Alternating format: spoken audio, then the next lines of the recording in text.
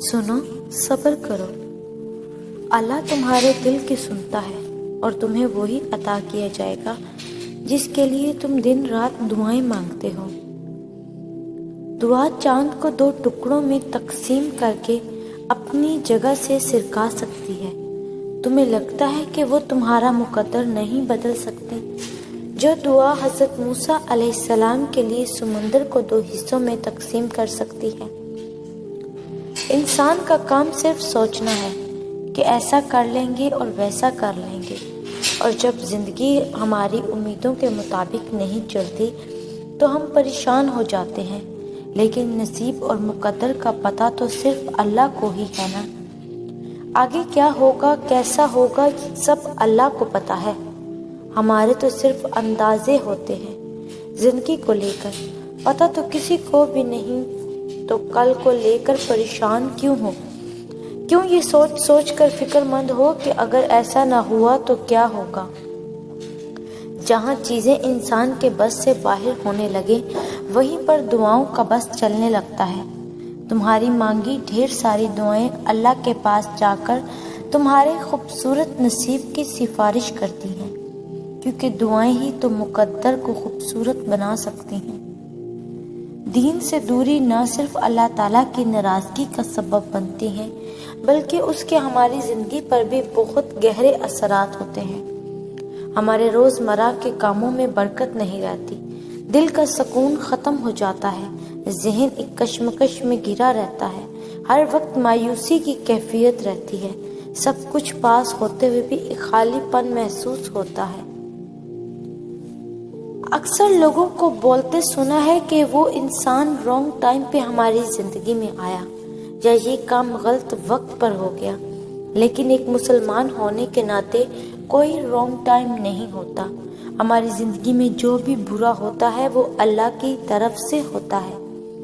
یہ سب اللہ تعالیٰ کا فیصلہ ہوتا ہے کہ ہمارے ساتھ کب کیا ہونا ہے، اور اللہ تعالیٰ کے فیصلوں میں کوئی رانگ ٹائم نہیں ہوتا۔ برا ہوتا ہی اس لیے ہے کہ ہم برائی سے دور اور اچھائی کے قریب رہیں، سیکھیں اور دوبارہ وہ کام نہ کریں۔ اس لیے آپ کے ساتھ جو بھی اچھا برا ہوتا ہے وہ اللہ تعالیٰ کا کام ہے۔ اللہ تعالیٰ کو معلوم ہے کہ کب ہمیں خوشی دینی ہے اور کب غم سے گزارنا ہے۔ تمام محرومیوں کے باوجود بھی کبھی بھی اپنا ذہنی سکون نہیں کھویا، کیونکہ جب کبھی غم کا سایہ مجھے گھیرتا ہے تو اللہ تعالیٰ میرے لیے بہترین نوعیت بھیج دیتا ہے، اور جو تحریر نہیں بلکہ ایک حقیقی عمل ہے۔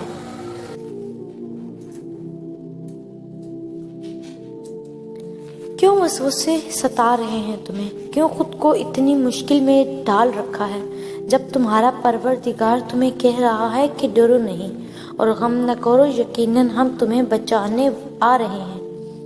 تو پھر بے خوف ہو جاؤ۔ جب اللہ نے کہہ دیا کہ وہ تمہیں بچانے آ رہا ہے تو کس میں اتنی جرأت کہ اس کے راستے میں کھڑا ہو سکے؟ کوشش کریں کہ آپ پر کوئی سورج ایسا طلوع نہ ہو جس میں آپ نے نماز، قرآن، اذکار اور توبہ نہ کی ہو۔ بے شک خوش قسمت ترین ہیں وہ لوگ جو کوئی دن ان کے بغیر نہیں گزارتے۔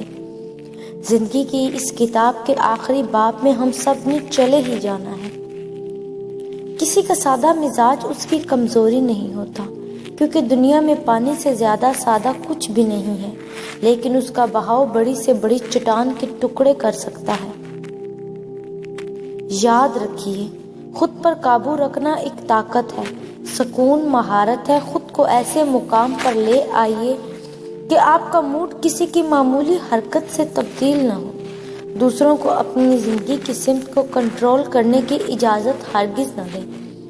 اپنی ذہانت پر اپنے جذبات کو کبھی حاوی مت ہونے دیں۔